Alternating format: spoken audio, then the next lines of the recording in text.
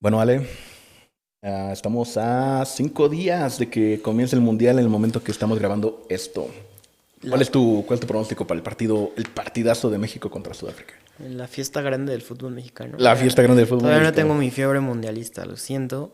Pero yo me imagino que México va a ganar 1-0. 1-0. Fue empate 1-1, en el 2010. Por eso. ¿Crees que mejoramos lo suficiente para No. guardar ese gol? No. Pero no creo que Sudáfrica haya mejorado tampoco. Ok, me gusta la Ya tienes que perspectiva, ver me ese gusta la lado. perspectiva. ¿Dónde lo vas a ver? En el cine, creo. En el cine. En... No es patrocinado por ninguno de los cines que hay, pero puedes ir a ver partidos. Yo he visto, me acuerdo que vi en el 2018 uno de México-Suiza, creo. Y pues también ahí hasta puedes ir a ver el Super Bowl y ese tipo de cosas. ¿A poco el Super Bowl también estaba en el cine? ¿Cómo está el ambiente para verlo en el cine? La verdad es que Está nunca padre, es que pude. justo eso es lo Ujú. padre, ¿no? O sea, es una pantallota y hay mucha gente, ¿no? En el mismo tema, entonces. O sea, pero la gente está como muy metida. Porque, o sea, en el Sí. cine vas a una película y nadie dice nada, ¿no? No, Obviamente. O sea, obvio es muy diferente. Obviamente cuando vas a una película, callas a la gente que está hablando, ¿no? claro. Pero en un partido, pues, es O sea, la emoción del la gente partido, está ¿no? hablando, Sí, está de que, wow, gritando. sí, sí, sí, sí, sí. Ah, Como ok. si lo vieras en un restaurante, pero con una pantallota. Ah, creo que ahí lo único que me molestaría es pues la oferta, ¿no? De bebida y alimento, en todo caso. Pro tip. Pro tip, a ver, pro tip. Ah. A ver. Llevas una bolsa holgada Oh. y metes cacahuates. Y metes un pollo rostizado. Un pollo rostizado, estaría bueno. Ay, un pollito y una botella de vino, ¿no? Tú sí sabes, hermano.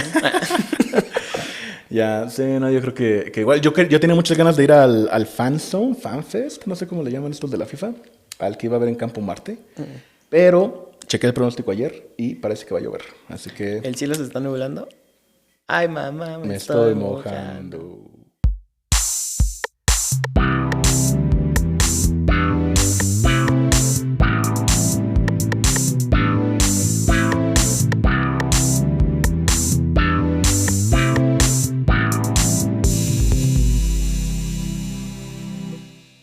Hola, mi nombre es Alexa y bienvenidos a Andamos Dialogando, el podcast de Anda México.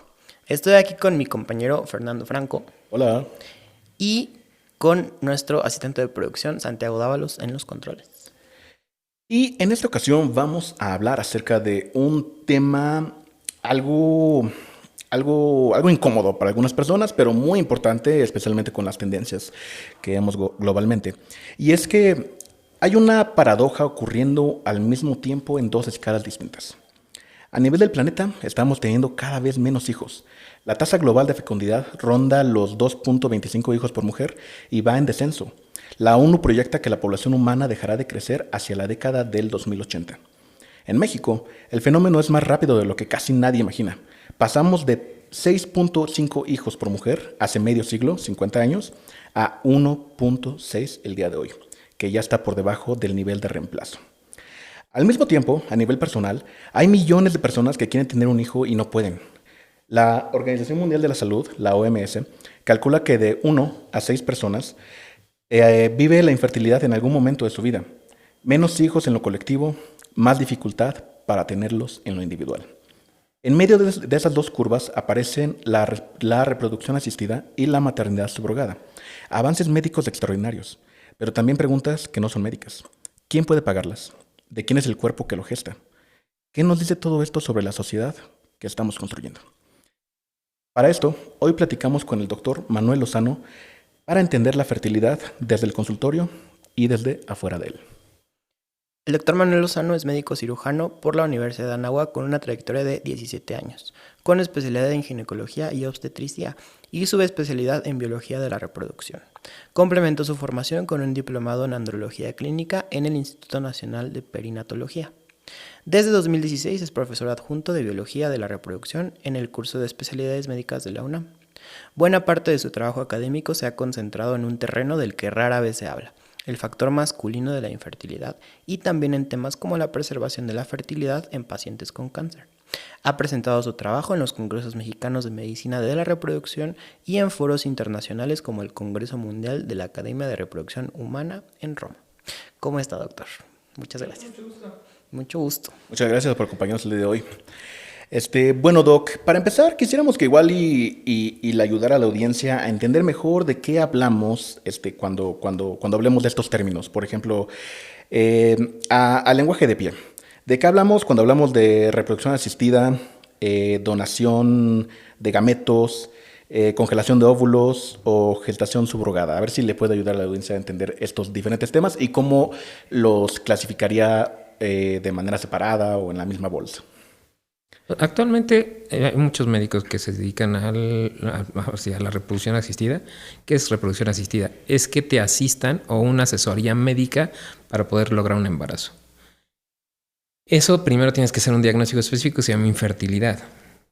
Para ser infértil es que tengas un año teniendo relaciones de forma sin protección, sin ninguna otra cosa, y no puedas lograr tener un embarazo. O si estás arriba de 40 es menos de 6 meses o 6 meses al tope, no logrando el embarazo de forma espontánea, y aún así necesitas la ayuda médica. Ok, muy bien. Para alguien que solo conoce esto porque lo vio en una serie o lo leyó en algún titular. Grey's Anatomy. Grey's Anatomy. Doctor House. Doctor House. Doctor House. ¿Qué le parece The que es lo Pitt. primero que la gente confunde cuando se habla de fertilidad, de fertilidad in vitro, vientre subrogado? ¿Qué le parece que la gente confunde el tema? Es que el problema es la falta de información, uno. Dos, la sociedad que lo pone como tabú. Okay. No es tabú, todo el mundo quiere tener una familia. Actualmente hay diferentes tipos de familia, hay diferentes homoparentales, de parejas solas, pareja tradicional. Claro. Mujeres solos, hombres solos, o en este caso anexados, que son gametos donados, o útero rentado o subrogado, como lo quieras llamar, o adopción de embriones, o adopción física de los niños al final, con todas las instituciones mencionadas que pueden en el país. Pero no deben tener miedo, simplemente es un abanico extenso de cómo tener un bebé. Desde que tengan relaciones con su pareja hasta adoptar un bebé, pasando por diferentes partes, desde coitos programados, que simplemente que tengan relaciones de forma programada para que puedan embarazarse. Inseminación intrauterina, que es pasar el gameto capacitado, específicamente el semen, a la mujer de una forma sincronizada para tratar de abrir una ventana que se llama ventana de implantación. El otro es un in vitro, que ya es indicado cuando las trompas están lesionadas o cuando hay un factor masculino muy alterado. O ya gametos donados, semeninos donados, útero subrogado o adopción. Perdón, Doc, antes de que continuemos, ¿qué es un gameto, la verdad? Porque digo, aquí lo tengo escrito, pero la verdad no sé qué es. Gameto son los óvulos y los espermas. Okay, los gametos son las células reproductivas. Son las células reproductivas. Específicamente, si te doy más técnico, son las células que tienen un haplotipo. Todas nuestras células tienen 46 cromosomas. El doble de información, una de mamá y una de papá. Nosotros, nuestras células germinales o nuestros espermas o óvulos tienen la mitad. Aquí hay dos cosas interesantes. Uno, las mujeres tienen sus óvulos cuando nacen, son todos los óvulos que van a tener. Entonces sus óvulos tienen su edad. Al momento sus óvulos tienen su edad, es el tema del reloj biológico, famoso reloj biológico, no están detenidas en M2 o en diploteno. Están parados, están hasta que llega su pubertad y empiezan a quemarse, son como cerillos, pues empiezan a prender cada día se sale uno maduro. Y así de 100,000, 500,000, el número determinado que tiene, se va quitando hasta que se acaban y llegan a su menopausia. En los hombres, ¿no? En los hombres hacemos eso mismo, quedan paradas hasta que tienes la adolescencia con los picos del HFSH y eso se regenera cada 72 días dependiendo de las células de Leydig Sertoli, que son las células que te producen los espermatozoides, te los maduran y los ponen a chambear. Eso cada 2 meses cambia. Entonces, por ejemplo, si tú tienes alguna patología, no sé, estás diabético o estás hipotiroideo o tienes algo, en 2 meses se mejora eso y la condición del semiograma, que es un espejo de tu estado clínico o tu estado de salud, va a mejorar. No sabía esto de los 2 meses, ¿eh? Yo creo que nada más para explorar un poco más este tema, cuando la gente va con usted a su consultorio, volviendo al tema del tabú, ¿le parece que cuando inclusive la gente que ya llega con usted todavía trae este tema? ¿O llegan con usted y ya están abiertos al tema? ¿O usted los tiene que convencer un poco? ¿Cómo es esa dinámica como tal? Primero hay 2 temas aquí. El problema de la educación masculina, estamos muy mal. Somos una sociedad machista, entonces normalmente la que tiene la culpa es ella, no es él. Ok. Ajá. Que aquí siempre les digo en la consulta, el amor es cosa de 2. Claro. El 50% de la información la pones tú y el otro 50% va a poner tu pareja. Hay que estudiarlos a los 2. Hay diferentes factores o endocrinos y demás que hay que estudiarlos, pero normalmente hay que orientarlos. ¿Por qué? Porque los procesos de reproducción asistida te desgastan mucho económicamente, físicamente, en pareja, de forma sexual y de forma personal. Claro. Porque tienes que tener tanto apoyo psicológico, médico, multidisciplinario para que de una forma llevadera lo lleves en lo más cercano a lo que están buscando. Aquí también cabe aclarar, no el 100% de las parejas se van a embarazar. Los tratamientos de reproducción tienen una tasa de 60%, 82%. Okay. El otro 20% tienen causas que son irreparables actualmente. Hay diferentes cosas que están tratando y demás. Hay factores genéticos, inmunes, o los pros, según el caso, se tienen que valorar la parte de la implantación. Entonces, esos son los que se tienen que analizar para cada uno de los casos. Entra la subrogación y entra la donación de embriones, entre gametos y demás. Pero cada uno se tiene que orientar en dónde, siempre les digo, en dónde estamos parados. Ejemplo, si me llegas, tú toco madera, pero llegas tú y te haces un semiograma, resulta que tienes 0 espermatozoides. Uy, qué feo. Entonces, tú nunca supiste eso hasta que te haces el estudio. Claro. Entonces, sí, eso psicológicamente a ti te va, entonces ya no voy a poder, yo ahora soy yo, entonces búscate a alguien más. Entonces, porque me imagino que, o sea, no es un tema de que no tengas semen, ¿no? O sea, es de que en el semen no hay espermatozoides. O sea, no puedes saberlo hasta que te lo estudien. O de repente que llegan y una mujer y no te embaraza, una menorrea primaria y sorpresa, cromosómicamente es un hombre o tiene una insusceptibilidad de andrógenos. Entonces, dile al paciente que su genética está así. Entonces, tienen que manejar de una forma muy integral para ver una probable solución. Te estoy dando casos que no tienen solución. Ejemplo, el de la mujer que no tiene útero por una malformación mulleriana, pues necesita un útero externo o necesita otro gameto externo para tener un hijo. Entonces, se lo tienes que plantear de una forma muy directa y una forma muy sincera a cada uno de los casos para que les vaya bien. O por lo menos sepan qué tienen que hacer.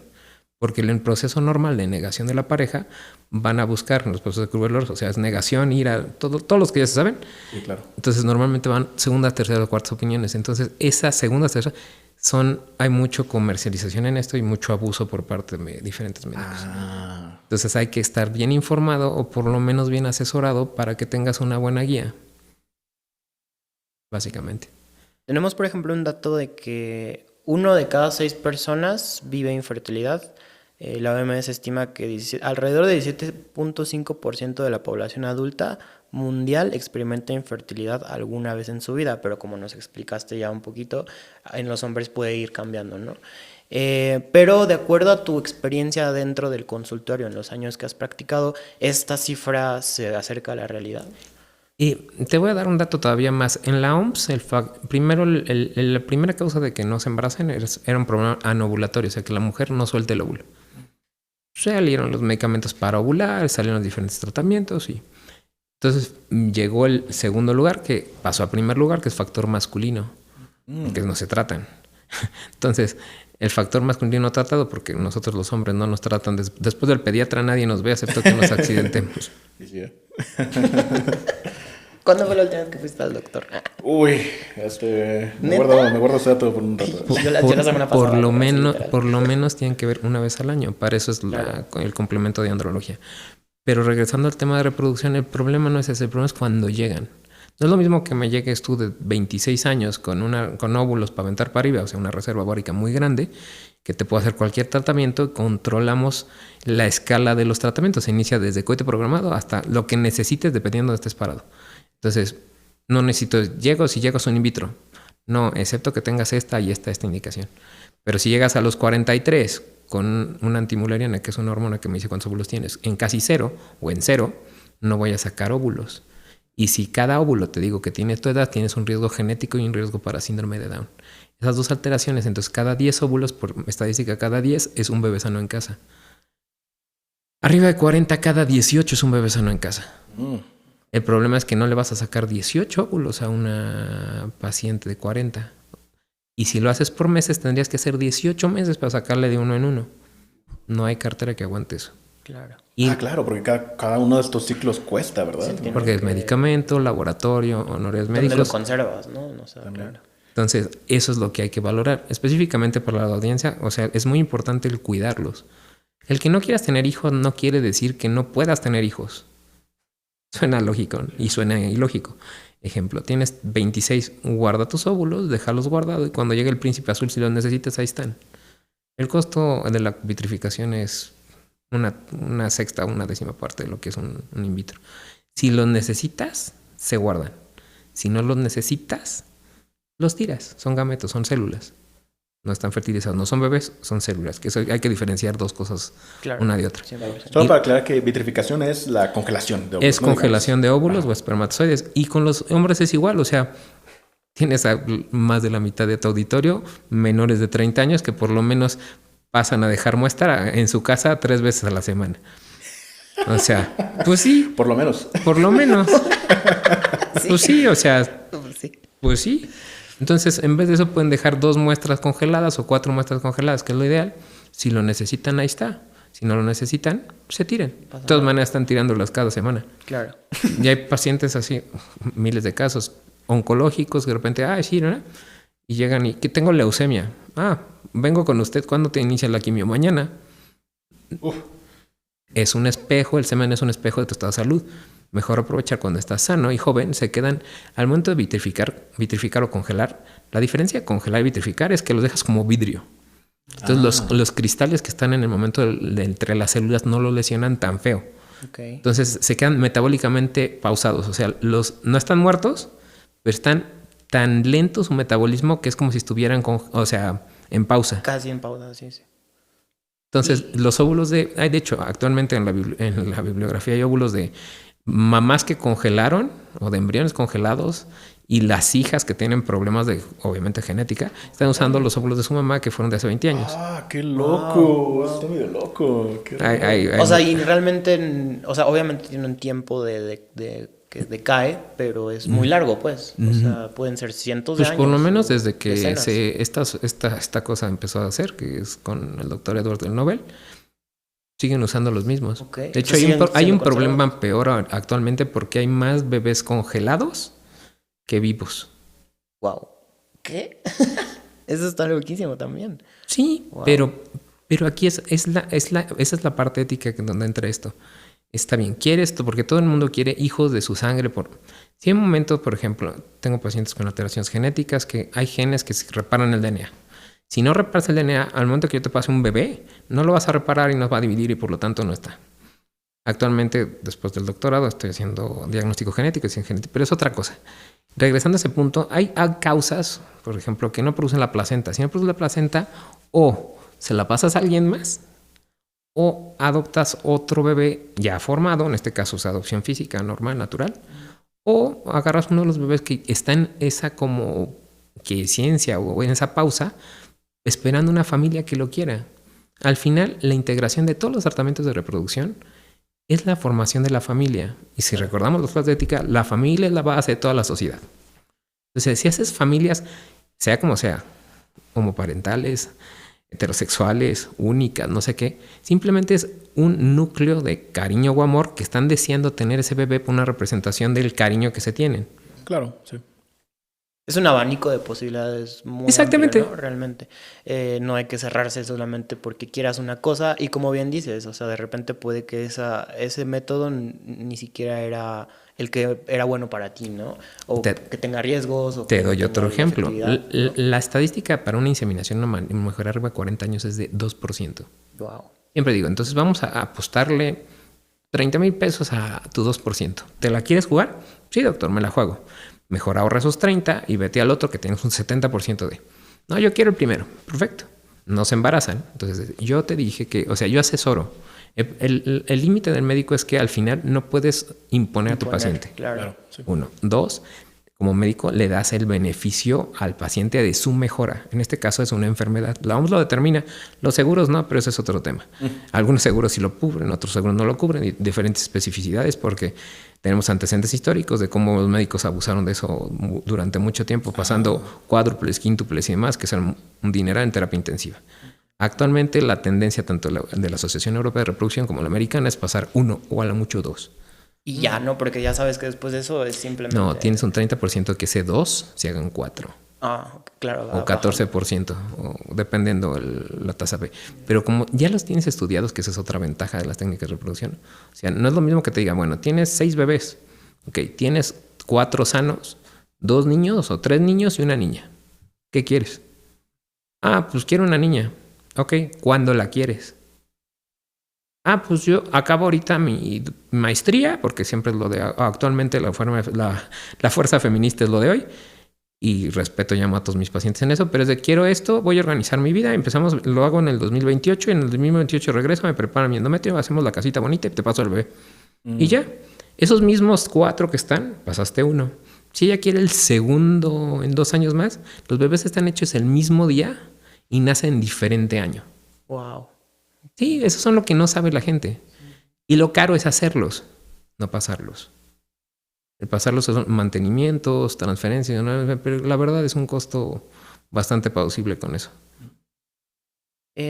Ahorita regresando un poquito ya nos comentaste los riesgos que pueden haber de un óvulo o de la mujer por la edad, ¿no? Pero también estábamos investigando un poquito en algunos estudios, por ejemplo, de la Universidad de Stanford, en los riesgos que también implican que el hombre tenga pues que sea de mayor edad, ¿no? Y uno de los riesgos, por ejemplo, vimos que era que a la mujer embarazada, por ejemplo, le puede causar, tener un riesgo mayor de diabetes o incluso algunos otros riesgos ya al bebé. Esto en tu experiencia, ¿cómo lo has visto? Pero aquí la pregunta es Stanford normalmente hay un riesgo, se llama OR de exposición. El OR de exposición es un riesgo que tengas a cierta enfermedad, específicamente aquí es embarazo. No es una enfermedad, no te alivies. Es un periodo fisiológico de la mujer. Pero bueno, entre más tiempo tengas, por ejemplo, lo de diabetes gestacional. Diabetes gestacional, hay genes que están asociados a diabetes gestacional, 1 y 2. No es lo mismo que llegues con 30 kilos de sobrepeso, más una hipertensión crónica, de repente te embaraces. Normalmente hay que controlar a las pacientes antes de embarazarlas o dependiendo la edad. Y 2, el problema también que hay es para preeclampsia o las enfermedades hipertensivas del embarazo. Eso porque los vasos general donde pasas al bebé tienen que tener una cosa que se llama, o sea, tienen que estar bien calibrados para hacer la capacidad y la resistencia en el momento de hacer una placentación, o sea, poner una placenta. Si no, es como si tuvieras una tubería dañada o llena de sarro. Si le pasas más agua, va a aumentar la presión. Entonces, al aumentar la presión, tiene riesgo de enfermedades vasculares y otras cosas. Entonces, normalmente haces un manejo multidisciplinario para ver todo eso. Haces valoración hormonal, valoración metabólica, yo hago valoración inmunológica porque después de los 40 las defensas del cuerpo empiezan a fallar, entonces te autoatacas o atacas al bebé. Y la alteración genética. La genética actualmente es la dirección de esta cosa, te soy honesto. Hay HLAs para receptividad, hay HLAs para ver si cachas o no el bebé. Están los estudios per se del bebé para ver si sano o enfermo. Actualmente hay diagnóstico de diferentes partes de exoma y genomas, que son exomas lo que produce una proteína y genomas es toda tu genética. Entonces viene la información entonces es muy útil. Si te digo, aquí está tu estudio, tú tienes riesgo de cáncer de páncreas, tienes un deficiencia de vitamina D crónica. Ah, pues ya lo prevenes, te saca una vitamina D y, oh sorpresa, sales con hipovitaminosis de D. Eso en fertilidad me afecta porque es una hormona. Entonces tienes que arreglar todo eso antes de empezar. Es como una carrera. No te voy a... Si ahorita tu compañero lo avienta una carrera de aquí a el lugar más cerca, al centro comercial que está aquí abajo, me va a infartar a medio camino. Y lo peor de esta carrera es que es una carrera sincrónica. Entonces tienes cierto tiempo, tienes una ventanita que son de 8 a 12 horas. Si te pasas antes o después, no te abren la puerta. Por eso son las técnicas. La inseminación es como si le dieras una ventona, una carrera de aquí a Acapulco, una ventona a Tres Marías. Y capacitando el coche. Y el otro lo dejas en la puerta del hotel de Acapulco. El tema no es eso. El tema es que se meta el bebé a la habitación correspondiente en el tiempo correspondiente. Claro. No, y justo, o sea, un poquito mi punto era como o sea, si la calidad del esperma necesita más ayuda, a fin de cuentas, entre más grande sea el hombre. Sí, porque entre más grandes, más probable que esté hipertenso, diabético, tome algún medicamento. Entonces la calidad del miograma baja. Claro. O sea, no espejo. O sea, ¿tiene que ver con la edad o con la salud más? Es con la salud más que otra cosa, porque insisto, cada 72 días mejoramos nuestro ciclo. Pero ejemplo, si tienes alteración de hígado por estar tomando, Entonces hay un pequeño órgano que se llama epidídimo, que está encima del testículo, que hace una aromatización de las hormonas. O sea, haces más testosterona. En vez de tener más testosterona, ponle que tú tienes más estradiol. Los niveles de concentración de estrógenos en hombres son abajo de 30. Tú tienes 60. Okay. Eso es tóxico para los espermatozoides. Entonces tus espermatozoides, por parámetros de la OMS, que es lo que se tiene que valorar, y por fragmentación van a estar más tronados. Entonces el coche se puede ver muy bonito, pero no llega a Acapulco. Claro. Yo creo que para tocar un poquito más a profundidad el tema de la subrogación, no sé cuál es la manera correcta de decirlo, la maternidad subrogada, el vientre rentado. Maternidad subrogada. Maternidad subrogada. Bueno, para empezar, si le puede explicar a la gente que tal vez nunca escuchó esto, de qué se trata.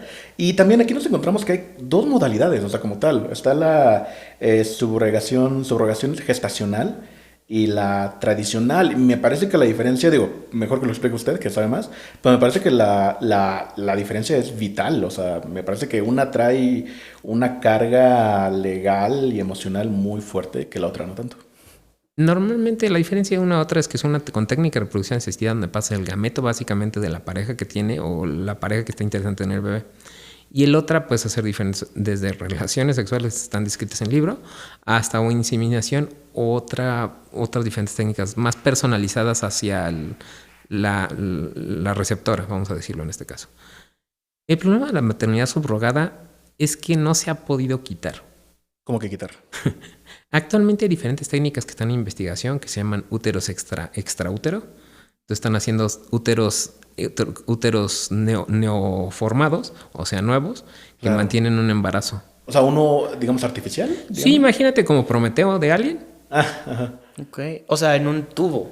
Una bolsa, algo así, ¿no? O sea, ok. Una incubadora, ¿no? Digamos. Sí, es una incubadora grandota. Ah, ok. Como los Saiyajines. Sí. ¿No? Es correcto. Sí, claro. O sea, finalmente el problema, ya entendí. O sea, el problema, como usted lo ve, es que, pues debería, bueno, la medicina, por lo que entiendo que tal vez dice usted, la medicina lo que idealmente querría es que tuviéramos una manera tecnológica de poder gestar a un embrión hacia que se forme para un bebé. De manera con tecnología, ¿no? Pero hoy en día la única tecnología que tenemos es el cuerpo humano, ¿no? Y entonces tiene que rentar. Pero esa es la sorpresa. O sea, el año pasado hay una publicación médica donde ya reportan eso. Ya hay reportes de animales menores que son ratas o conejos extraútero. Wow. Actualmente el modelo se llama extraútero, se llama outwomb. Entonces ya está, o sea, no es como que te estoy hablando del futuro. De ciencia ficción. Te estoy hablando de lo que ya están trabajando, lo que ya está reportado. Claro. Y actualmente lo que están usando es eso. Eso tiene muchas implicaciones. Médicamente tienes que cuidar muchas cosas. Primero a la paciente. Sí, claro. Bueno, y nada más para dejar las cosas claras. O sea, básicamente, como yo lo veo, y usted me puede corregir, hay tres piezas, ¿no? Está el esperma del hombre, el óvulo de la mujer, quien sea esta discusión, y el lugar donde se gesta, ¿no? El embrión, ¿no? Te lo voy a complicar un poquito más. A ver. Está el espermatozoide propio o de pareja o de donador. Pues también puede ser, cierto. Está el óvulo y lo puedes dividir actualmente en diferentes técnicas que hicieron diferentes instituciones. Fue en México la primera transferencia, que la dividieron en diferentes partes. Hay patologías mitocondriales, hay patologías de núcleo y hay patologías de citoplasma. Entonces puedes dividirla a ciertas partes. Hicieron un óvulo, quitaron y pusieron las mitocondrias sanas de otra paciente, en el óvulo de otra paciente, en el óvulo de una tercera. Ok. O sea, termina siendo como una mezcla de diferentes personas, digamos. Eso hace un bebé que debe estar estudiado sano. Ese bebé se tiene que pasar a su casita o su receptividad, que puede ser un útero, de quien determine cada uno de los casos. La subrogación, insisto, tiene sus indicaciones. La más obviamente es que no tengas útero. Por supuesto. Y la otra es que no es solo una paciente, no es solo la pareja. Al tener una tercera involucrada, ella también se considera una paciente. Totalmente. Porque hay muchos casos de terror que de repente, sí, me dejaron el útero, hicieron esto y no tienen un síndrome de Down. Ya no queremos al bebé y los otros dos se pierden. No invente, ¿en serio eso pasa? Sí. Wow. He visto en el instituto de subrogación tuvo sangrado, le quitaron el útero y gracias por participar a la subrogada. Y los otros no saben. O cosas así. O la subrogada que también quiso quedarse con el bebé y no se los quiere dar a pesar de los contratos legales y el acuerdo previo. Esas cosas son las que hay que cuidar, más que nada por el beneficio de... O sea, si todos saben a lo que están haciendo, no hay tema. Si no saben, ni se metan.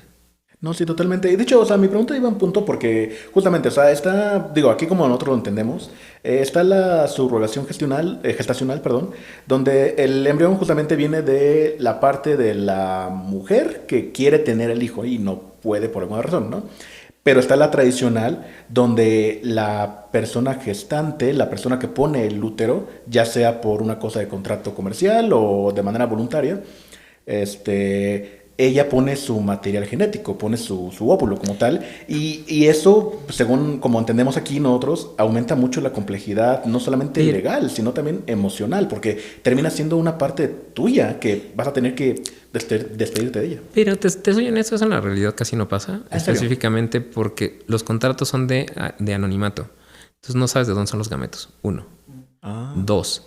Cuando son contratos de ti para ti, es un contrato muy mal establecido, tanto legal como el otro, porque, por ejemplo, eres tú y tu pareja, ok.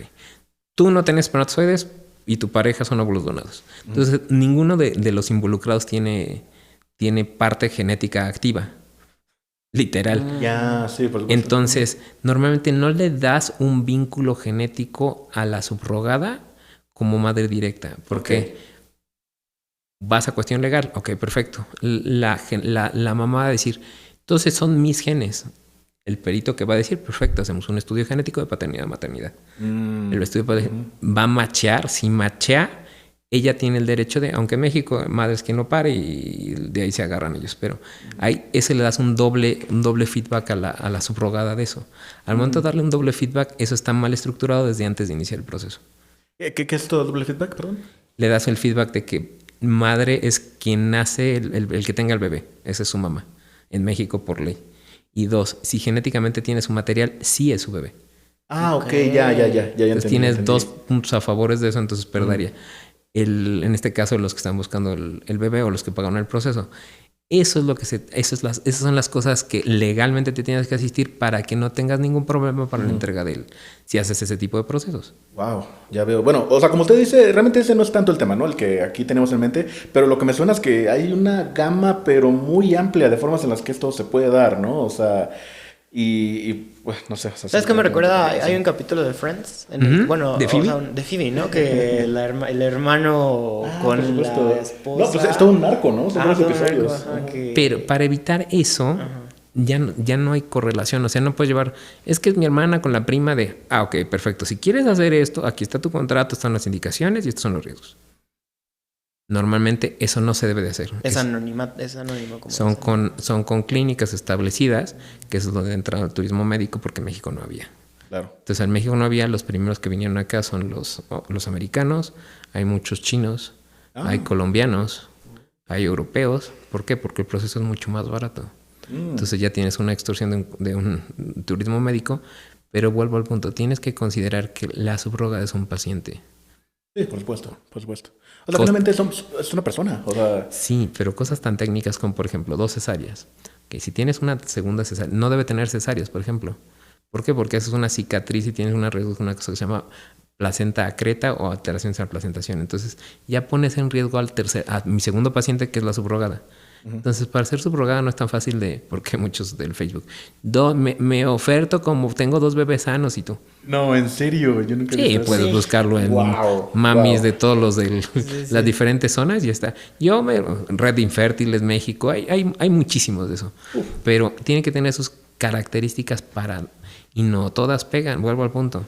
Entonces, en caso que sí, perfecto, hacemos esto y de repente la subrogada tuvo relaciones con su pareja y le pegó una infección y sorpresa, no pegó. Son cosas que no controlas. Y tienes que estar consciente de todos esos factores o todas esas variables que están alrededor de eso. Como paciente subrogada tienes que pasar por muchos filtros, me imagino, cuando es por la vía legal de las instituciones, ¿no? Bien hecho, ¿no? Ajá. Y aún así, te digo que mi paciente tuvo relaciones con su novio. Su novio le pegó una garnerela, que fue una infección que no es típica, y sorpresa, no pegó por eso. Ya no. Pero fue como 4 días antes de cuando íbamos a pasar al otro bebé. Por mucho que les digas, le subes, les bajas, vuelvo a punto, son personas, ¿no? Después Sí, tener tiene amarrados. su vida aparte, ¿no? Es correcto. Claro. Wow. Bueno, entonces ya distinguimos un poco aquí los conceptos y vimos que, pues, bueno, esto tiene una gama de complicaciones muy amplia. Pero fíjese, hay algo que me llama mucho la atención. Y es que, y aquí digo, voy a ponerme a mí como, pues no como ejemplo, ¿no? Pero como como ejemplo por parte de la audiencia. Gran parte de quienes llegan a su consultorio, me imagino que son personas, pues de mi generación, de nuestra generación. Y me parece que eso conecta con una historia mucho más grande. Eh, para empezar, ¿ha notado usted algún cambio de edad o de perfil de personas que busquen este tipo de servicios? ¿La gente llega más tarde de lo que debería? Básicamente, ¿ha habido una tendencia hacia algún lado que usted ha notado? Actualmente los pacientes llegan más tarde. ¿Por qué? Porque las mujeres no se embarazan de forma temprano, 1, 2, estudian más. ¿Mm? Entonces ahora voy a hacer la maestría. Y entonces tienes a la mamá diciéndote, bueno, ¿y cuándo los nietos? Y vas a los bautizos, güey. ¿Y cuándo los hijos? ¿Y cuándo? Y lo dejas, y lo dejas, y lo dejas, exactamente. Entonces, normalmente la tendencia era abajo de 40, ahorita es de más de 40. El problema es que más de 40, el riesgo genético es de 1 a 160. Y tu antimulania es abajo de 1. O sea, tu porcentaje para tener eso se baja de forma natural al 4%. O en forma económica un 32 a 50%, depende de cómo manejes las variables. Pero aquí son cosas que no puedes modificar.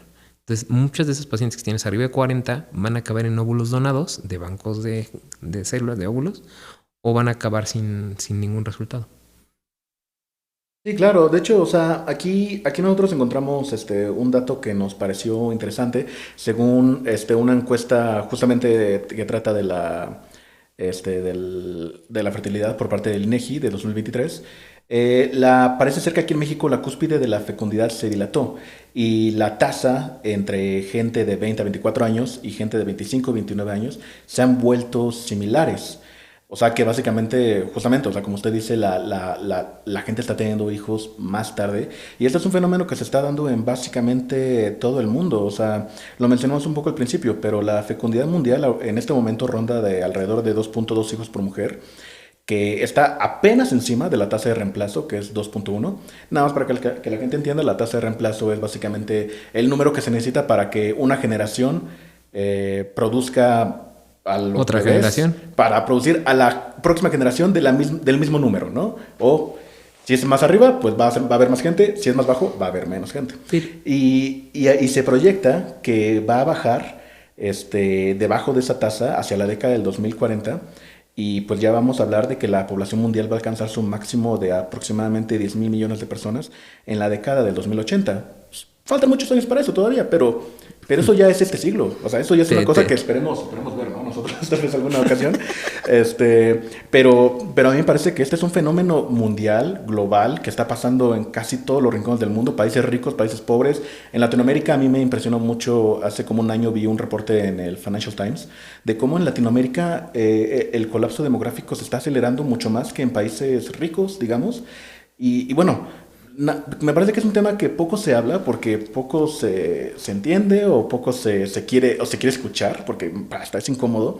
Pero bueno, o sea, de nuevo, aquí tenemos como dos escalas de tiempo, ¿no? O dos dimensiones. Tenemos la dimensión global en un mundo que se está haciendo más viejo y donde hay menos bebés. Y a la escala personal, donde la gente que quiere tener hijos lo está teniendo de forma más tardía.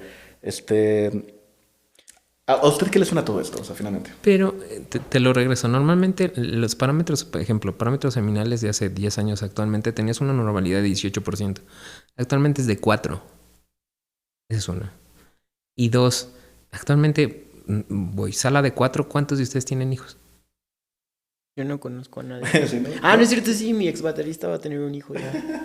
Muy natural. Yo tengo una amiga que... Sí, pero una amiga de tantas. Sí, o sea, Uno. uno. Sí, Ajá, sí. sí. Es 1 y te estoy hablando 30 o 20 saltos. Entonces, eso retrasa tu reproducción. Esa es una. Y 2, los fenómenos de proyección. 1, médicamente yo voy a tener chamba de aquí al 2080, como me dijiste. Y 2, simplemente me reflejan un fenómeno económico mundial. Me dices, es que en países de Latinoamérica, no, está bien. En Europa los tratamientos de reproducción son gratis. Los que quieras. Los pagas con tu seguro de seguridad social. Sí. Pero son gratis. Allá quieres hacerte 12 in vitros, hazte 12 in vitros. Pero fíjese que inclusive en estos casos, porque digo, ese es un tema que a mí me ha llamado la atención ya por un rato, y la realidad es que países ricos, países pobres, países que tienen dinero para invertir, países que tienen dinero para O sea, aunque pagarte, aunque sea gratis, como dice, no lo hacen. aún de así todas parece maneras. que no cambia nada. O sea, digo, esta es una discusión que va más allá, que creo, de lo que queremos hablar hoy, pero creo que es una cosa que literalmente no sabemos qué hacer para que la gente quiera tener o pueda tener hijos. Porque actualmente por costo, ¿sabes cuánto cuesta tener un hijo actualmente? ¿También? Sí, totalmente. O sea, cuesta, según Forbes, es $1,000,000 de aquí a que lo puedas De que lo sacar sacas de de la casa. prepa. Ajá. Que lo patees de que ya. $1,000,000. No, y luego el costo y yo creo que esto es algo muy generacional, el costo del tiempo, ¿no? O sea, De que tú, es como dices, ¿no? O sea, ¿A qué no, renuncio? antes podrías decir, bueno, hice mi carrera y al mismo tiempo crié a mi criatura, ¿no? Pero ahora no, bueno, tengo el tiempo para hacer mi maestría justamente y ya después preocuparme por criar a alguien, ¿no? Pero actualmente, tus papás es eso. Tus papás hacían eso. Tenían 30 y ya tenían una casa, tenían 3 hijos Claro, que mantener Muy diferente, ¿no? Ajá. Sí, no, es generacional. Es lo que te impusieron o lo que tú conoces o el ahora yo lo hago porque yo lo quiero hacer así y no lo quiero hacer de este lado porque yo no soy tú. Es generacional. Pero esa generación está prefiriendo tener un perro, ser más barato, Claro. o un gato, que un hijo. No solo más barato, también creo que el peso psicológico, ¿no? Y emocional, ¿no? De que, también. bueno, o sea, sí me preocupo por mi criaturita, que es mi gatita o mi perrito, pero es muy diferente preocuparme por ellos, por mis mascotas, a una hija, a un hijo, donde aparte yo lo veo así por un poco el peso psicológico en el que en qué mundo vamos a traer a esta criatura, ¿no? O sea, un mundo en el que no sabemos si va a tener oportunidades después, no sabemos del agua, no sabemos del clima, no sabemos de muchas cosas. Pero lo hermoso de esto primero, todos mis pacientes que les he dado bebé, que son bastantes, ninguno se ha arrepentido de ninguno de los métodos y todos están muy felices. Si tú ya estás... Sí, sí, si ya llegas a eso es porque imagino que estás sí. muy decidido, ¿no? Sí, pero son diferentes caminos. Pero bueno, ninguno me lo ha regresado. Y 2, al final se llama filogenia. La filogenia es que tus genes van a preservar a partir de los años, no importa el tiempo. Entonces, tus genes tuyos son los de tus papás. Los de tus papás, los de sus papás. Y así hasta que transceda esa filogenia o esa genética que tú traes. Hay genéticas que se truncan, hay genéticas que no lo permiten avanzar, eso es selección natural. Pero el problema no es eso, es que tienen que tener en generación, toda la generación, una conciencia, no es de qué le vamos a dejar, es qué están haciendo para cambiar eso. También, sí, Totalmente. claro, 100%. Totalmente. Sí, no, 100%. No, y un tema de preferencias, porque ahorita dijiste, ¿no? Lo de tener tu perrito, tu gatito. A tu tu gatita de 6 meses, de 1 año, ya la puedes dejar sola, ¿no? En tu casa tú te puedes ir a la fiesta, puedes ir a un festival, puedes viajar. Y las responsabilidades, sí. Exacto, y con un hijo, pues no, o sea, la verdad es que sí, y es una cosa real, o sea, estás renunciando a un poco de tu libertad Es correcto. en pos de algo que, pues, según entiendo, yo no lo sé de primera mano, pero según entiendo es la cosa más hermosa, ¿no? Que le puede pasar a un ser humano. Y bueno, o sea, a mí me parece impresionante que la mayoría de la gente escuche eso y diga, sí, pero prefiero ir al festival. Y digo, yo mismo lo hago, así que tampoco estoy sobre encima de eso, pero creo que sí hay una cosa de preferencias también como generacional. Sí, y que no se checan. Ah, bueno, también obviamente. O sea, no es lo mismo que llegues ahorita, estás sano, quiero tener un hijo guardo, o que me llegues a los 30, hipertensión diabético que nunca te diagnosticaste, y que ahora sí quiero tener un hijo. Bueno, está bien, ahora te va a costar como 100 veces más, y ahora no tienes esta posibilidad, o tus opciones son estas. Es muy diferente. Pero esa cultura de preparación generacional, porque se caracteriza por eso, nosotros vamos a programar todo. Programen a sus hijos, es lo mismo. Siento que el doctor me vio mucho a mí cuando habló de su perfil de hipertensión y diabetes y todo eso, pero... ¿Tú qué sí puedes? Pero no me he checado, así que no sé la verdad. Chécate. Pero bueno, justamente tocando este tema, Doc, hay una frase que muchos de nosotros decimos, ¿no? Y yo me incluyo ahí, le puedo decir de primera mano que muchos amigos, amigas también lo dicen, todavía tengo tiempo, ¿no? Médicamente, ¿qué tan cierto es eso? ¿Y qué le diría a alguien de alrededor de 30 años que lo está posponiendo? Bueno, de los 30 años tienes una buena edad. Es otro dato. Pero que lo está posponiendo. ¿Sabes cuál es la edad ideal para tener bebés? ¿Cuál? 20. De 20 a 25 años. Dime quién a los 20 años va a decir, sí, estoy acabando la prepa, entonces voy a embarazarme.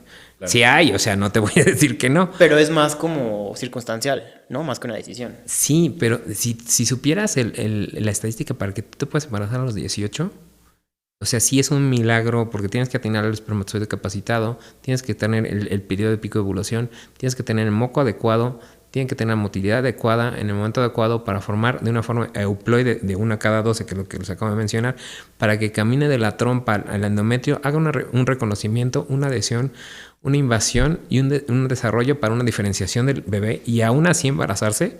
Porque normalmente en ese tipo de pacientes tienen alcohol, drogas, diferentes circunstancias que todavía empeorarían la forma de implantación y aún así se quedan. Entonces, el que pega, pega. Claro, es un milagro. Es El milagro literal. de la vida.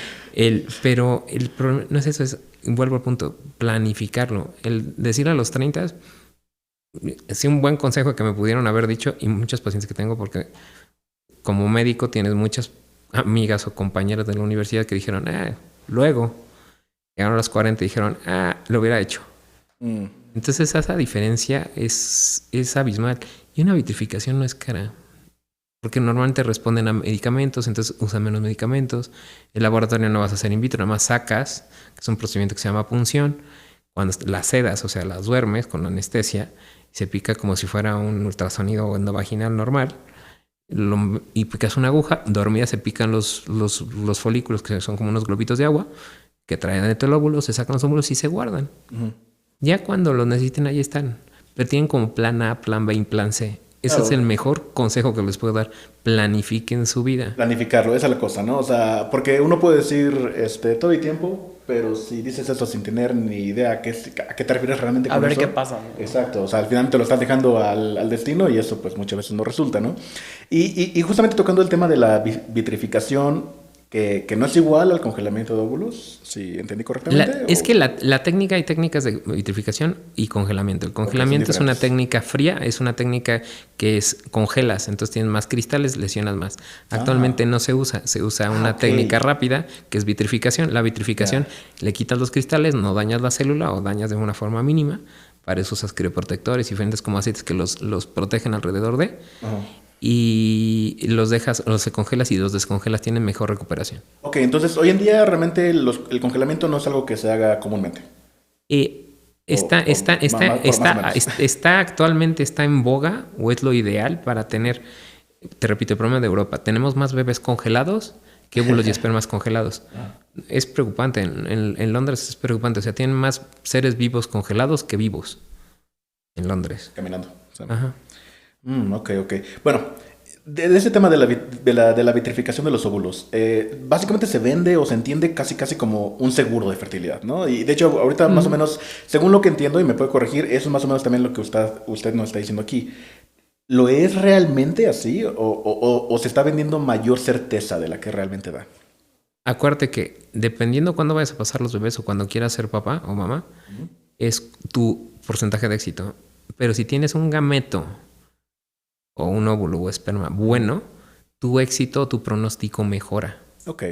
No es lo mismo una muestra de un paciente que me da 150,000 espermatozoides o que una muestra normal que son 19 millones. No, pues sí. Gran diferencia. Ok, entonces, o sea, finalmente depende, y hablamos, y creo que ya es un tema recurrente que hemos estado tocando aquí, o sea, depende mucho de tu salud como tal ahorita, ¿no? O sea, en este momento. Y bueno, buen consejo, ¿no? Siempre tener Chécate. un buen cuadro de salud. ¿Cómo? Es que estoy tratando de acordarme de la campaña del IMSS.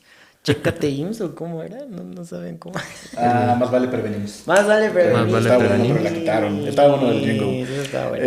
Y bueno, siempre se habla del reloj biológico de la mujer, pero usted justamente hace un momento mencionó que también hay un reloj biológico del hombre. Es correcto. Sin embargo, me suena que tiene que ver más que nada con la salud como tal. Entonces, ¿estamos hablando de un reloj que realmente corre o del cuadro de salud que uno realmente tiene? Es un reflejo de las dos. También tenemos una cosa que se llama PADAM, o síndrome parcial de andrógenos, o ausencia parcial de andrógenos, o andropausia, como quieras llamarlo. La diferencia de la menopausia del hombre a la mujer llega a 0. sus niveles de no tener óvulos se quitan, entonces ya no produces nada. Entonces, las alteraciones de estradiol van de las suprarrenales y otras hormonas, pero es menos del 20% lo que sería normalmente. Nosotros no. Ahí está, hay una producción baja, pero existe. Pero aún así tienes todas las complicaciones de la baja de la testosterona. El estrógeno y la testosterona son las hormonas que te dan la juventud. Cuando la pierdes la juventud. Y los mecanismos reparadores de las células en general. Entonces, simplemente es mantenerla. Nosotros lo mantenemos más tiempo. Hay gente que no lo mantiene.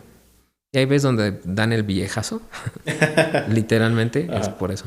Ok. Entonces, finalmente, o sea, uno siempre está bien, tener buena salud, pero también hay un factor real de edad. O sea, que no sí, es arriba de 50. Y niveles de hormonas, justamente. Sí, te sorprenderás. Me vienen más por consulta de sexualidad y alteraciones íntimas que por hormonas, pero normalmente son reflejo del otro. Vale, perfecto.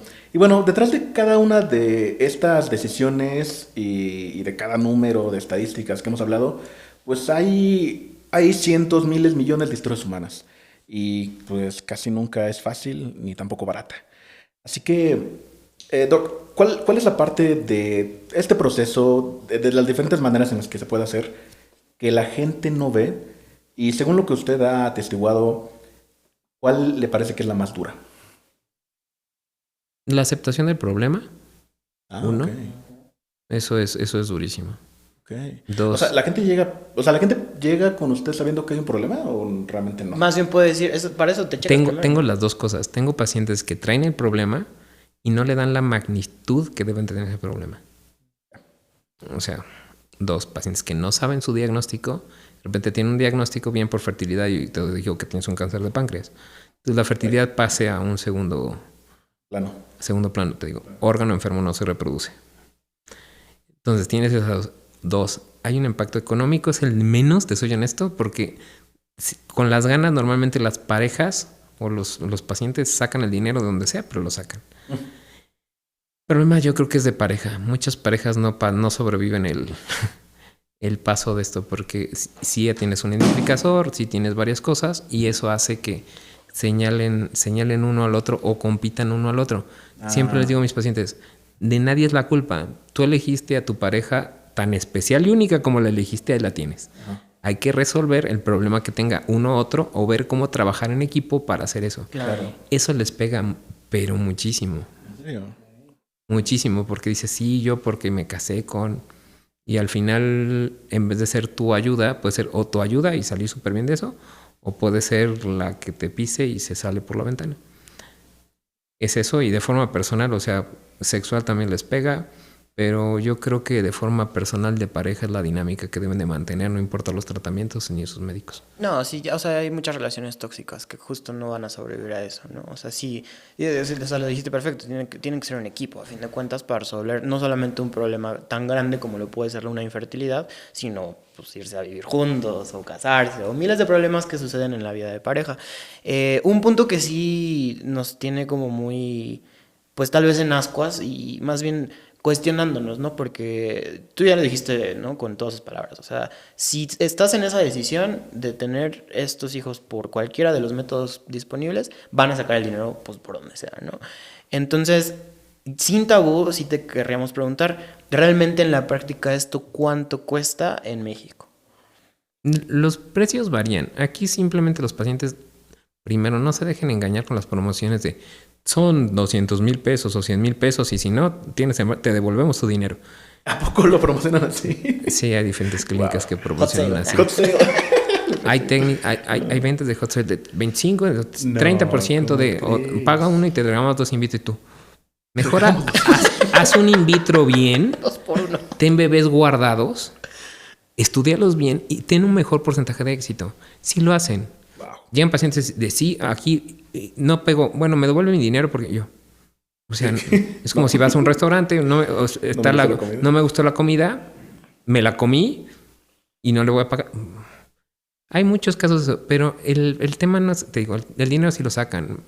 He visto terrenos, he visto gente desde muy pobres recursos de que juntan y como van, hacen su guardadito, más o menos oscila entre, dependiendo de la técnica, desde 30,000 una inseminación. Depende de los medicamentos hasta $500,000 si quieres, lo más alto, con PGTM y estudio genético y ver qué onda con... Dependiendo de lo que le pidas es lo que sales. Claro. Entonces, eso lo pueden... Hay diferentes estudios, te digo, seguros, hay seguros que los pagan, hay seguros que lo cubren. Pueden pagarlo normalmente las clínicas, tanto clínicas como médicos tienen opción a pagos a meses, diferido con tarjeta, diferido en diferentes partes. Pero aquí simplemente es, vuelvo, poner los pies sobre el suelo para decir en qué situación están. Ejemplo, no tengo espermatozoides, no tengo óvulos. Ok, vas a ser candidata a un embrión donado. ¿Vale? Un embrión donado más o menos, o sea, si es simplemente por el proceso de vitri, te va a salir en $100,000. Okay. $120,000. Tu porcentaje de un éxito con un embrión sano y estudiado, estás hablando que eso es casi un 70 y 80%. Si fuera con tus óvulos y tus espermas en la condición que estás, tu porcentaje es de 23%. Eso es lo que hay que exponer a los pacientes. Porque por ese anhelo de esos castillos sobre el aire, literalmente, que les construyen o lo que buscan, pagan el doble. Entonces pagas lo de esto, porque no, y pagas tu segundo intento. Y ya. Uh-huh. Siempre debes tener una planeación y una buena orientación con tu médico. Es que es una porque si no... Pero aquí tienes que diferenciar los médicos que normalmente deben estar certificados y deben cumplir, porque hay muchos médicos reproductólogos que tienen, ahí está en proceso de certificación, que de biología de la reproducción, y hay procesos de médicos formados, hay internacionales, hay nacionales, hay de todo, pero bien asesorado, ¿quién te está atendiendo? Y bueno, nada más para ir un poco en profundidad en este punto, ¿qué tanto usted tiene que pelear con sus pacientes? O sea, ¿qué tanto ellos están como muy... Sí, o sea, ¿qué tanto ellos están como muy metidos? Yo quiero esto. Bajo la idea de que yo quiero esto, yo quiero que sea mi ADN, yo quiero que se vea como un yo chiquito. ¿Y qué tanto realmente están abiertos a querer, como sea, pues tener pues una criatura que cuidar? Aceptar la asesoría, ¿no? Exacto, sí. Aceptan la asesoría. No, más la realidad es que todo el mundo quiere su propia sangre y todos somos de sangre azul hasta que nos damos de cuenta de que no se puede. Entonces normalmente se avientan el primero solos y el segundo ya se hace las diferentes modificaciones. Personalmente no cobro los segundos intentos. No hago las modificaciones, pero porque sé el proceso psicológico que pueden llegar a pasar. Se asesoran bien, pero de todas maneras quiero los míos y voy con los míos, perfecto. Entonces ya les dices por qué, cualquier cosa, todo es bajo contrato y bajo consentimiento informado de los diferentes tratamientos, pero normalmente en la práctica siempre se van. Es muy raro la paciente que me llega y sí he tenido pacientes de tengo 8 in vitros, ya estoy harta, voy aquí, ya me sé el camino y es por aquí, perfecto, pásele usted. Si no, normalmente siempre intentan de lo propio a lo ajeno. Claro. Depende, como dice muy bien, ¿no? De cada uno de los casos y cada uno de... Bueno, porque, por ejemplo, ¿no? O sea, si tenemos un rango, por así decirlo, ¿no? De entre 30,000 a $500,000, ¿no? Y este $500,000 no va a aplicar para cualquiera, de todas maneras, ¿no? Pero sí tendría como, por ese precio, por así decirlo, el mayor índice de éxito. 100%. Sí, de hecho hay artículos de farmacoeconomía que hicieron el de hacer, lo que dice la escuela es tienes que hacer 3 inseminaciones y si no ya progresas al paciente. 3 in vitro, si no ahora progresa al paciente. 3. Pero si lo pones en dinero entonces tienes que ver la condición donde estás para que tengas una mejor tasa de éxito. Si tu tasa de éxito es de 16%, pues perdóname, no te voy a quitar tus $40,000, ahórralo y ven cuando tengas tus 200, por ejemplo. ¿Por qué? Porque es nada más quitarte tu dinero. Esa es la parte objetiva que debe tener cada uno de los doctores. Los que normalmente son profesionistas en esto y éticamente correctos, lo hacen de una forma ética. Éticamente correctos, lo dijiste perfecto. Sí. Pero el problema no es eso. El problema es que sí tienen que los pacientes aceptar dónde están parados. Y eso es lo difícil, ¿no? Que no eso a veces, sí. No, y o sea, digo, si nos ponemos como o sea, como dices, ¿no? O sea, sentados en donde estamos, pues hay coches más caros que eso, ¿no? O sea, una camioneta te puede costar 600, $700,000 en el mercado actual. Entonces, como bien dice, ¿no? La prioridad, si es tu prioridad, pues sí, puedes sacar un préstamo, o sea, no sé, o sea, como que... Yo creo que sí tenía personalmente un poquito de que este tipo de métodos eran como mucho más caros, pero ya pensándolo en una parte como comparando, como te digo, ¿no? Como un coche, bueno, es como, ok, o sea... Recuerda que, o sea, aquí el doc habla de ciclos, o sea, estos cada vez que se intenta una cosa, ¿no? Pero intentando. No, pero lo que dices es eso, o sea, te asesora perfecto para... Uno responsable. Pero el problema de un ciclo no es hacer un ciclo. El ciclo me resulta en bebés. Entonces, por ejemplo, tengo 5 bebés. Entonces tienes 5 intentos de uno. Ok. El descongelarlo, ponerlo en microondas y pasártelo no cuesta tanto. Ajá. Eso nada más te va a costar el laboratorio. Y lo caro es hacerlos. ¿Por qué? Porque se activan medicamentos. El medicamento ya sea Merck, otros que ojalá me promocionen, pero bueno, sí, patrocinado por... Siempre tenemos ese chiste de invitación abierta a... Invitación abierta para el Congreso Europeo Americano, pero bueno, lo dejo sobrepuesto. Los medicamentos son caros, porque la mayoría son recombinados. Es como ahorita el Munjar o el Ozempic, eso. No es barato. Imagínate inyectarte Ozempic por 14 días todos los días.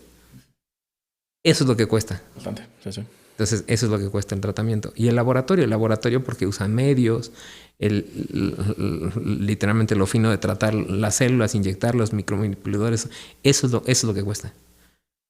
Y los honorarios médicos son una babosada, te soy honesto. No, en verdad. Y oiga, de lo que me suena todo esto es de que hay, la verdad, muchas oportunidades aquí para que haya mucha depredación por parte de los prestadores de servicios médicos, ¿no? De lo que usted nos habla, y obviamente pues, por eso lo invitamos al podcast, me parece que usted lo hace de una forma muy responsable, acompañando a sus pacientes, pero pues a mí me suena que aquí hay 1000 oportunidades para quitarle a la gente mucho dinero, la verdad, y sin darles el resultado que realmente quieren, con un peso emocional muy fuerte. Digo, obviamente no le estoy pidiendo que mencione nombres ni nada, pero ¿qué tan ¿qué tan prevalente le parece que es el tema de mal práctica o de depredación o sencillamente, pues literal, de querer sacarle más dinero a la gente que darle el resultado que buscan? En el sentido de los servicios, los prestadores de servicios médicos. Primero, los médicos normalmente dan el servicio que pueden dar. Eso también tienen que entender. Okay. Mi formación, como ya dijeron, tengo hasta doctorado. ¿Por qué? Porque dije biología, perfecto, yo ya sé cómo hacer un in vitro. Yo, sorpresa, la tasa sin el factor masculino, okay, ahora voy a corregirlo, ya lo corregí. Ahora falta la laparoscopía. Ahora vamos a ver esto porque las alteraciones anatómicas. Claro, trae usted el conocimiento. Ahora vamos a hacer inmunológico porque no tengo ni idea. Ahora vamos a hacer genética porque no tengo ni idea. Y actualmente, si me dices, tengo un doctorado en eso y actualmente tengo factores estudiados que no tengo ni idea. O sea, que son irrevocables o que no puedo modificar. Eso es muy frustrante por parte médica. Y 2, ninguno de tus doctores, no importa quién sea, trata de abusar de eso de forma consciente. Tienen limitaciones académicas o limitaciones, ahora sí, literalmente de conocimiento, que hasta donde llegan es...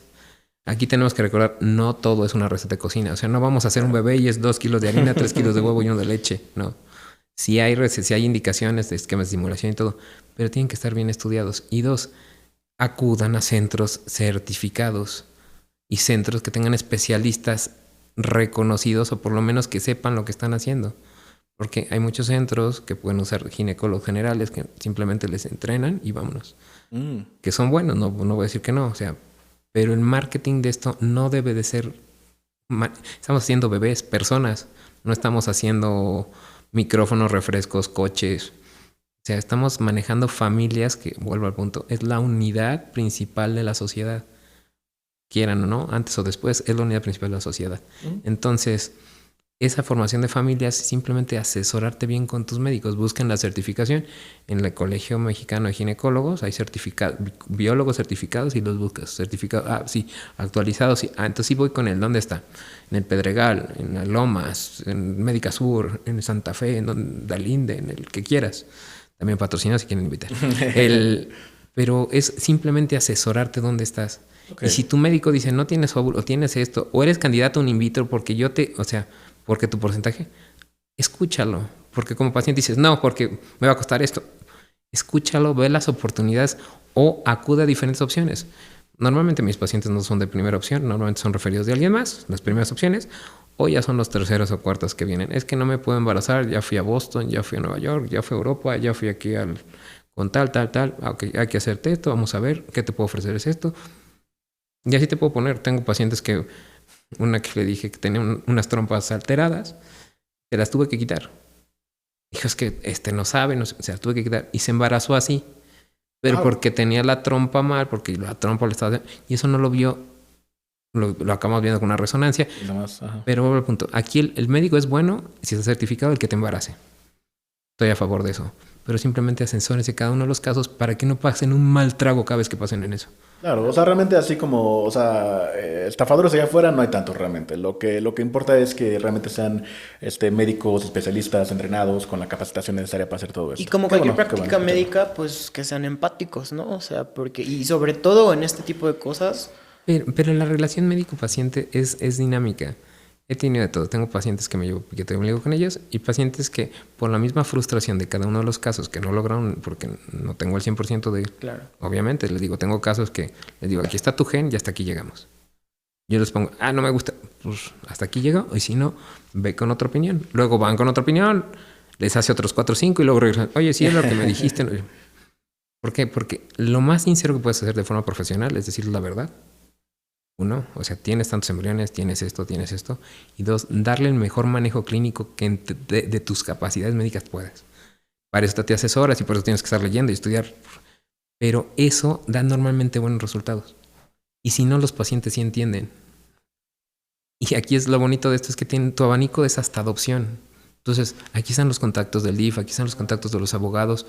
Y te va a salir en 100,000 pesos los contactos de los abogados y en un año tienes a tu bebé. Si es que realmente lo que quieres es una formación de familia, como tu plan de pareja, que es lo que estás formando. Ese es el punto que truenan los pacientes.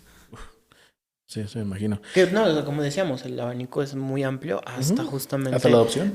De cierta manera, tal vez renunciar a tener un bebé con tus propios genes, pero a fin de cuentas, de todas maneras, tener un bebé. Renunciar a ser parte de todo el proceso de gestación, ¿no? Porque digo, sí, como lo escuchamos, hay muchas maneras en las que esto se puede dar y tú ser parte de esto de alguna forma.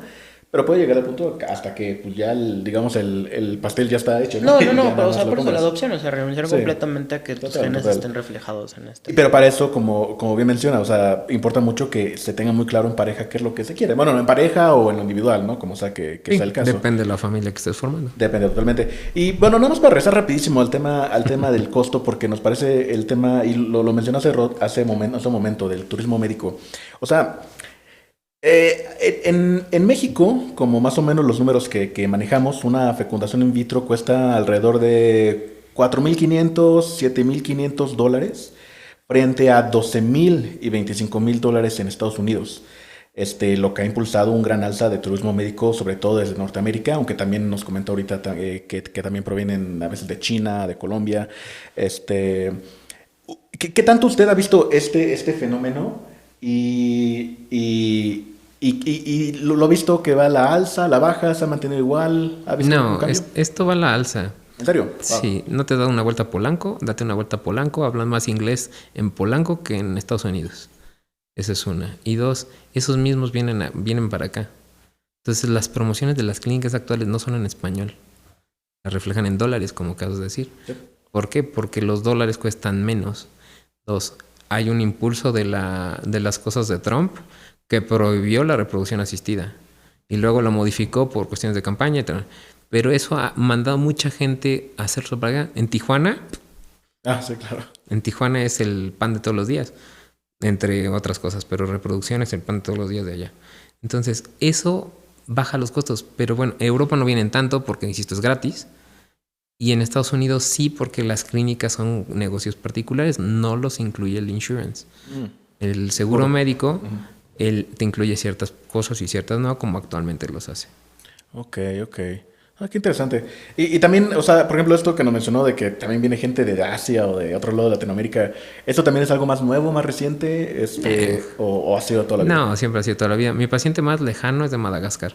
¿De Madagascar? Wow. Bueno, específicamente de Australia, pero he tenido Madagascar, he tenido de Europa, he tenido de África. ¿Y por qué viene a México? O sea, costos. Es mucho más barato la medicina aquí. O sea, no hay otro, o sea, Tailandia, no sé, o sea, otros destinos así populares. O sea, ¿México tiene algo en particular? Es que normalmente es por temas familiares, pero vienen por costos. Es impresionante el turismo médico y el turismo dental. Está también dental. Sí. una prótesis dental te sale en una tercera parte de lo que es y es el mismo trabajo. ¿Por qué? Porque la mayoría de las formaciones, certificados médicos o odontólogos o lo que sea del profesional de salud, están certificados a nivel internacional. Puedes decir, sí, porque el doctor está, sí, certificado a nivel nacional, más europeo, más americano. Entonces hago lo mismo que hacen allá, pero más barato. Pero en pesos. ¿Y le parece que tal vez los pacientes internacionales vienen ya, digamos, con todo o sea, digamos, con la cartera llena para, como sea, quieren irse con un bebé? Es también ya un tema mucho más, es también un tema complicado, como nos ha comentado con sus pacientes nacionales, me imagino. ¿Hay una diferencia ahí de su disposición y de su, disposición de voluntad y económica? La disposición económica no es lo mismo ganar en dólares que en pesos, amigo. Esa es una. Y dos, el problema son los temas legales. Ejemplo, la subrogación, otra bien. Entonces tienen que estar un tiempo en México, asesorarse de forma legal, multidisciplinaria, porque no puedes sacar un recién nacido en México misteriosamente. Misteriosamente. Sí, porque eso sí es tráfico de personas. Aunque sea tuyo, ¿eh? Claro, claro. Sí. Tienes que demostrar qué estás haciendo, por qué lo hiciste, qué proceso, estar un tiempo en el país y con mucho gusto después ya ves qué onda. Y justamente hablando del tema legal, ¿no? Pasando un poquito a esta otra arista de estos temas, tenemos como que en México que realmente no hay una ley federal para regular todo esto. Solo 2 estados la regulan expresamente, es la subrogación me refiero, Tabasco y Sinaloa. De hecho, 3 la prohíben, Coahuila, Querétaro y San Luis Potosí, y pues el resto del país simplemente como en México, pues puede que pase, puede que no sabemos muy bien cómo está regulado. Básicamente, en términos prácticos y de la experiencia que tienes, ¿qué puede y qué no puede hacer alguien hoy en México si quiere recurrir a la subrogación? Y bueno, específicamente en Ciudad de México, ¿no? Que es donde usted opera. En Ciudad de México hay muchas, actualmente lo más recomendado en caso de subrogación, de forma personal, usen una agencia de subrogación. Las agencias de subrogación hay nacionales e internacionales. ¿Por qué? Porque tienen equipo legal, médico y todo para darle un seguimiento al proceso del embarazo. No es nada más me embarazo y el proceso del el compromiso de darle un seguimiento a la embarazada con un resultado óptimo para las dos partes, ¿vale? Con la asesoría legal para que no haya ninguno de los problemas mencionados anteriormente, ni médico. Esa es una. En los diferentes, así, derecha o izquierda, aquí no voy a decir partidos, que son los que prohíben o no prohíben las cosas, específicamente los que la ponen a favor, si te fijas, son estados que no ahora tienen turismo reproductivo o turismo secundario a eso. O son actualmente en la práctica muchos médicos hacen subrogado en México o en donde tú quieras y se atienden en Tabasco. Okay. Entonces, pero en la práctica diaria ves muchos de diferentes hospitales que ya sabes, este es subrogada o este es esto o este. Ya nada más haces un protocolo fijo de eso. No se debe de hacer. Tiene que estar todo en el marco legal y consentimiento de ambas partes. Mientras lo legislan o no lo legislan, es simplemente que éticamente, como paciente, no te dejes ver la cara. Y lo mismo con las personas gestantes, ¿no? En el caso de subrogación. En el caso de la subrogación, ¿no? Como ya habíamos tocado un poquito el tema, ¿no? La persona gestante va más bien con una agencia y esa agencia asigna, actúa como un puente, ¿no? Porque tienen más estructura. Si no tienes estructura, vas a tener algún fallo. Hay médicos que los hacen. Pueden tener un buen seguimiento, pero lo más recomendado es una estructura legal o el otro, para que tengas todo el soporte o toda la base para tener un respaldo. Y como dices, ¿no? Que no caiga a una parte ya de que trata, ¿no? O sea, de que todos los documentos estén listos, por así decirlo, ¿no? Tienen que tener consentimiento de todas las partes. 100%. Y hay mucha gente que dice justamente de este tema de la subrogación, que empodera a la mujer que decide hacerlo, ¿no? Finalmente, pues digo, es su cuerpo, es su decisión. Pues algo similar como, pues digo, cosas muy diferentes obviamente, pero algo similar como el tema del trabajo sexual, ¿no? El tema del aborto. También, obviamente. Pero bueno, con el tema del trabajo sexual de que, pues, obtener un beneficio económico, ¿no? A través pues, del uso de su cuerpo, ¿no? Finalmente. Okay. Por cierto, los invitamos a escuchar nuestro episodio en el que hablamos acerca del trabajo sexual.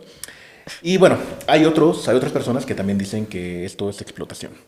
Obviamente, aquí no le estamos pidiendo que usted resuelva este dilema ético, pero desde su consultorio, ¿Usted qué ve al respecto?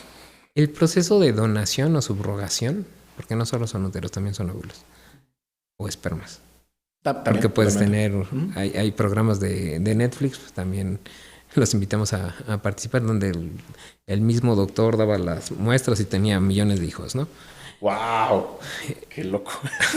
Gengis Hay de Khan. todo, por eso hay que estar normatizado, para eso está una cosa que se llama Red Lara, Red Latinoamericana de Reproducción, y la americana, y hay diferentes normas que regulan eso. El problema no es eso, el problema, regresando al punto, es que no debes de tener, o sea, no debes de tener un pago por eso. Es una compensación por tus molestias. Ejemplo, y no voy a echar, pero bueno, viene en una entrevista el doctor, perfecto. Entonces la compensación de su gasolina, no le estoy pagando por la entrevista. Es nada más el proceso de que vamos a tener. ¿Por qué? Porque por ley y por contrato está cubierto todo lo demás. O sea, yo no voy yo subrogada no es me voy a vender para, no es prostitución. Yo dono para un bien, que se casa una pareja, para que formen una familia. La familia, por responsabilidad ética, te cubro las partes de porque yo no lo puedo hacer, pero no te estoy dando dinero por eso. Ok, pero digo, honestamente, este es un tema más de, o sea, es un tema de semiótica, o sea, es un tema de lenguaje, como está en el contrato, o hay una cosa real detrás de eso, porque digo, entiendo su punto y totalmente me suena que nada más es una manera bonita de decir, estoy pagándote porque tengas mi bebé. Sí, o sea, puedes tomarlo así, pero hay gente que en verdad puedes buscar grupos de Facebook. Soy buena candidata para esto, ¿cuánto me pagan? ¿Y tú? Y hay mucho que puede caer en explotación. Eso es la diferencia de un profesional a forma regulada. Claro. Y justamente cuando van a las clínicas ya reguladas, ahí mismo es donde les explican a las mujeres donadoras, ¿no? Es que correcto. no es que sea un trabajo esto, no es que te vayan a pagar la millonada por esto. Es ¿no? una Tú vienes compensación por tus servicios, gracias por esto, y se agradecen. Y muchos de los pacientes dicen, aquí está el bebé, ¿les puedo dar una carta de...? Sí, perfecto, aquí está la carta para los papás, aquí está esto para los papás. O sea, pero vuelvo a punto, poner los pies sobre la tierra, donde estamos parados. En este caso vas a entregar un bebé por esto, para la situación de una señora que le quitaron el útero en el seguro y ahora está acudiendo a esto. No es nada más porque me vendo mi útero y vas. Es que tal vez se infla demasiado, ¿no? Este tema ético en este sentido en el que hay a lo mejor casos muy mediáticos o muy famosos de parejas tal vez homoparentales en las que, le pagaron a tal mujer para esto, ¿no? Y la renta y no sé cuánto, pero justamente ese es el punto, que esos son casos que no son regulados, ¿no? O sea, se recomienda 100% ir siempre a lo regulado por tu propia salud, por la salud del bebé y por la salud de la persona gestante, ¿no? Y del médico. Y del médico también, por supuesto, ¿eh? Sí, claro que sí. No, sí, totalmente. Y justamente hablamos de esto, o sea, a usted en su consultorio, a sus colegas, ¿les afecta de alguna forma esta zona gris en su trabajo diario? Y a la salud de sus pacientes, o realmente mientras se trabaje con estas agencias que nos menciona, digamos que ese tema está más o menos ya cuidado. Ya está más cuidado. Anteriormente era un tema. Hemos manejado un par de subrogados, pero acaba siendo con la agencia. Okay. ¿Por qué? Porque de por sí es una responsabilidad llevar una vida, porque al final llevas vidas. En este caso mamá e hija son 2. Aquí vas 3. Entonces es cuida uno. Y los factores o las variables orgánicas o simplemente del ser humano son muchísimas. Por supuesto. ¿Y trabajas al mismo tiempo entonces con tanto la pareja, la familia, tanto con la persona gestante? Llevas el embarazo. Okay. Normalmente las agencias dividen hay un... ¿Cómo se llama? Un departamento de obstetricia, normalmente es perinatología para un manejo más estrecho. Hay uno de servicio social que da un seguimiento de las embarazadas, hay servicio de reproducción y los van dividiendo por etapas. Y obviamente legal, psicológico, apoyo nutricional y tal. Pero eso ya es más estructurado. Eso normalmente inició en España. Aquí hay sociedades españolas, digo, colombianas, nacionales, chinas, hay de todo. Y sobre todo se le explica a la familia, tú no vas a tener ningún contacto con la persona gestante. ¿Es correcto? O sea, porque los procesos, tanto de gametos como de útero, son anónimos, porque tienen su derecho de privacidad. Claro. Y nunca has tenido un caso en el que la persona gestante, bueno, dijiste un poco de la carta, pero a ellas tampoco se les permite esta parte de, yo quiero conocer a la familia. No, tampoco. Nada. Nope. Bueno, eso está muy padre, la verdad. O sea, eso... No, sí, totalmente. Aunque fíjate que todo esto me hace pensar mucho en algo que hemos hablado recurrentemente, especialmente en nuestra serie de México en Transición, donde hablamos acerca de los grandes cambios al gobierno y el Estado mexicanos, en los tiempos de la autodenominada cuarta transformación. Pero de cómo muchas funciones regulatorias, muchas funciones de gobernanza se están externando a terceros, a particulares. Este me parece otro ejemplo de ellos, o sea, donde el Estado, por lo menos aquí representado por la Suprema Corte, que en un fallo histórico de 2021 abrió la puerta a que se permitiera este tipo de procedimientos en el país, pero en gran medida pues ha sido pues, una letra muerta, sin reglas claras, y finalmente muchos de esos acuerdos, como los que hablamos aquí, pues literalmente ocurren al margen de la ley, y lo que produce un riesgo, el riesgo que la regulación busca evitar. Así que de nuevo es otra muestra de un Estado mexicano que muy renuente a querer tomar el rol de regulador, gobernanza, y querer nada más, pues básicamente dejándonos a los ciudadanos, a los particulares, el averiguar cómo nos arreglamos entre nosotros, ¿no? ¿Qué te quejas si tú eres libertario? No, para nada. Pero creo que es otro reflejo digo, es un tema más grande, de nuevo los invitamos a escuchar nuestra serie México en Transición, pero creo que es otro reflejo de un Estado mexicano muy renuente a sus responsabilidades. Y para ir cerrando la conversación, Doc, obviamente digo, no esperamos que sea usted un experto legal ni nada, pero si pudiera cambiar algo acerca del marco regulatorio legal actual, ¿qué sería? La consideración ética del embrión como persona desde nacimiento, desde la formación, no desde el nacimiento. Desde la formación, ¿a qué se refiere con eso? Mencionaron hace ratito, es muy parecido a la ley del aborto. La mujer tiene su decisión de... Y te lo digo de una forma más personal y académica. Un embrión específicamente es cuando se borran las histonas y hace un reseteo del sistema genético para formar un nuevo gen. Eso pasa desde la concepción. Cuando tú mezclas las cosas, entonces tienes embriones. Los embriones se van con unas pelotas, literalmente son unas pelotitas en día 5. Y eso ya está vivo, o es potencialmente una persona. Pero eso no le quita el carácter de persona. El tener ese concepto legal desde un principio, entonces tenemos personas congeladas. Que es lo que está pasando a Londres, insisto. Eso le da un enfoque completamente diferente a todo lo que están haciendo. A las leyes de aborto, a las leyes de adopción, a las leyes de subrogado, a las leyes de las técnicas de reproducción asistida. Considerar al embrión desde ahí con sus propios derechos. Eso es un tema. Lo entiendo. Digo, nada más para tal vez darle un poquito más de profundidad, me suena a que esto complicaría de muchas cosas, porque sencillamente, ¿no? Pensando, ¿no? Que esa fuera la situación, pues, ¿qué pasa si de repente estos, no sé qué son, laboratorios, son almacenes, no sé dónde se guardan estas cosas? Sí, laboratorios. Pues ya de repente van a tener una responsabilidad legal, pero impresionante en sus manos, que yo imagino que inclusive va a causar que muchos de ellos no quieran ni siquiera entrar al mercado. Mi punto siendo que esto realmente sería como meter una llave así a la máquina y ver qué pasa, ¿no? Pero bueno, interesante escuchar su perspectiva al respecto. Y bueno, ya, ahora sí, ¿no? Para darle un poco de cierre, ¿con qué le gustaría que se quedara la audiencia el día de hoy a través de toda esta conversación? Primero, que se informen. ¿Por qué? Porque la audiencia necesita ser informada para tener opciones de tratamiento. 2, que prevengan el tratamiento, hay que checarse. 3, planeen una familia, sí o no, antes o después, porque tarde o temprano siempre las mujeres ese reloj biológico les prende la mente. Y 4, asesórense bien. Siempre hay médicos certificados en diferentes áreas del país y fuera del país que pueden guiarlas de una forma correcta a lo que están buscando. Yo añadiría una cosa más que creo que usted mencionó mucho y que es muy importante. Esto también aplica para los hombres por igual, ¿no? Hombres y mujeres, o sea, no estamos excluidos nada más porque no ponemos el vientre, obviamente. Y finalmente, Doc, ¿dónde lo puede encontrar la gente? Redes sociales, sitio web. Actualmente estamos en el Hospital Español, en la Torre Antonio Fernández, que es la torre de ladrillos, en CDMX, en Polanco. Y nuestras redes sociales estamos en TikTok, en DR Manuel Lozano MX. Está la página de internet que es igual, drmanuellozano.mx. Está el Instagram, está el Facebook. mensaje directo. Aquí básicamente todas las redes sociales me vas a encontrar haciendo cosas de TikTok, últimamente animaciones y cosas así, para tratar de aterrizar la información que estamos proporcionando.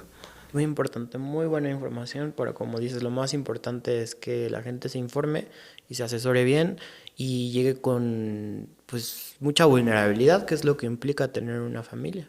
O sea, realmente tener esta decisión de ya poder tú tener por cualquiera de los medios posibles formar una familia es una decisión muy importante, ¿no? En la vida de cualquiera de las personas, y si te puedes asesorar con un gran médico sería lo mejor. No, y que no se desesperen. Siempre les digo, el chiste de esto, el éxito está simplemente en insistir. Si al primero no pegó, hay que modificar el segundo. Las tasas van aumentando conforme vas haciendo los intentos. Simplemente pónganse un límite a dónde van a trabajar.